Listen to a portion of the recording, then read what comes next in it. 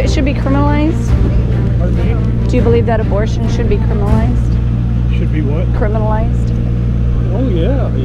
That's the most disgusting thing on this earth. So, in that, do you think that women should be held culpable for their part in the murder of their baby? Yeah. Okay. Yeah. Because that's what's been missing all these years through the pro-life I believe that. I mean, laws. so you get pregnant. I mean, it's not the kid's fault, you know. And well, I'll just go get rid of it. No, I don't think so. You know, that ain't right. So do you live in the area in Tampa, Hillsborough County? Sun City Center. Oh, okay. So you're in the area. Would you want to help to push toward getting it criminalized? Well, I don't have that much money. No, it's more about engaging with your legislators and getting out information to people. Yeah, you're talking about the grassroots level. Yeah, because what you're doing right now. Yeah, exactly. This is one of because we have to change public opinion, because right now most pro-life people believe that it should not be criminalized. Should not. Right. Why? Because they think that the mother is the second victim. No way. That's what the majority of the pro-life establishment, that's what they believe. I was just talking, the last event I was at a church festival. Yeah. A lady came up to talk to me. She said that I was wrong for doing this, where there's kids, and this was the wrong way to do it. And I asked her, do you think it should be criminalized where the mother's culpable for their part in the murder of the baby? She goes, no. Yes. I mean, these are people that come right out and say that they shouldn't. Yeah, I've never talked to anybody that had that. I mean, I figured if you were anti-abortion, you were anti-abortion. Right. And well, they'll say that they'll say it's murder. Right. It's murder. They'll admit that it's murder, but they don't believe it should be punished. It's a murder. It's the kind of murder that's, you know, you just let it go and let God take care of it. I mean, that's the way. That's their attitude. No, that's crazy. So, and he will take care of it. He will. One way or the other. Yeah, but we're called to establish justice here. Look at all these millions of dead kids that never got a chance. And their blood demands justice, and that's what's missing in the church community. Yeah. They're missing that, and so we need. Are you a Christian? Yeah. Because we need Christians to actually speak up and not be silent anymore. It's like we need to really engage the culture and counter these so-called pro-life laws are just regulating the murder. They're not doing anything to end it. Yeah. Well, I'm very outspoken about it on Facebook. I'm doing my part, I think. Well, can I connect with you on Facebook then? Because I can get you more information that will help get you where you can keep passing more information on Facebook. Then that way, that way I can, we can keep getting the word out, because the discussion that we need to have is to criminalize it so that mothers are held culpable for their part in the murder. There was an abolitionist legislator in Texas who presented a bill that would, you know, identify abortion as a murder, hold the mothers culpable. Well, the pro-life lobbyists and the pro-life legislators wouldn't even let it come out of committee. They killed it in committee. And Texas is...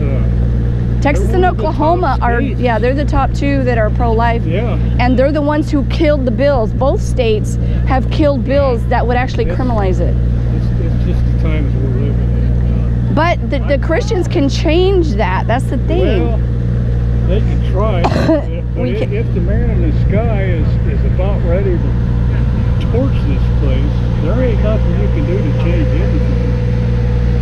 Well, that's why Christians are called to take dominion over the earth.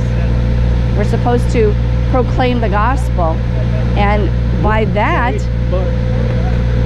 when you proclaim the gospel... I think it's too late. Too late for what? Too late to change anybody's mind. It's never too late. I'm positive we're in the liberals. I don't think you can change their minds. Well, it's not about changing the liberals. We need to change the Christians. The Christians are the ones who are allowing this to continue because they refuse to criminalize it. That's all we got to do is get the Christians to do something, and they're not. Yeah. So that's really where the problem is. The problem is with the Christian community. See, like even our discussion right now, I'm trying to persuade you, you know, to get out there, be more vocal, expose it, tell people it needs to be criminalized, persuade them. I do that a lot on Facebook.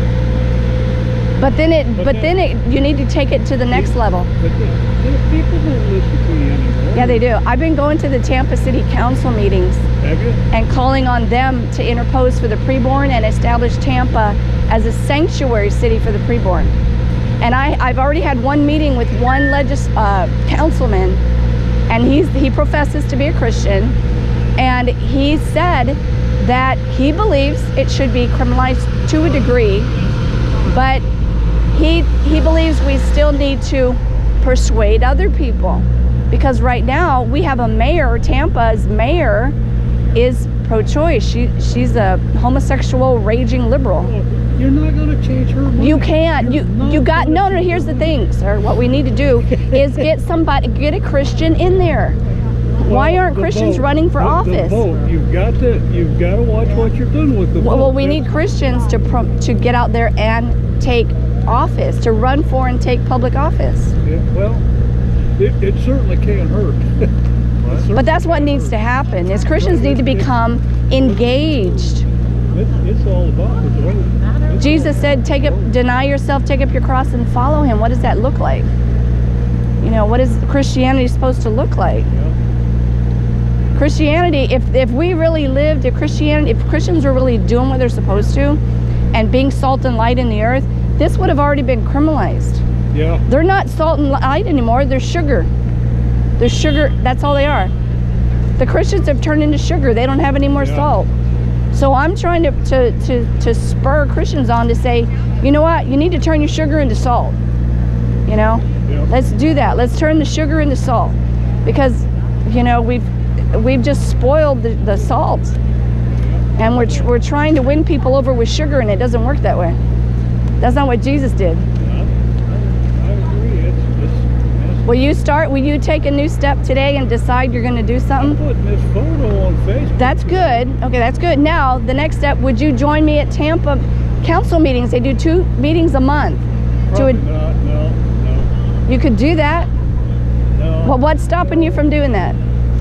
What's keeping you from doing that? I get so mad at politicians. I would hurt you more than I would help. 3 minutes. You get 3 minutes.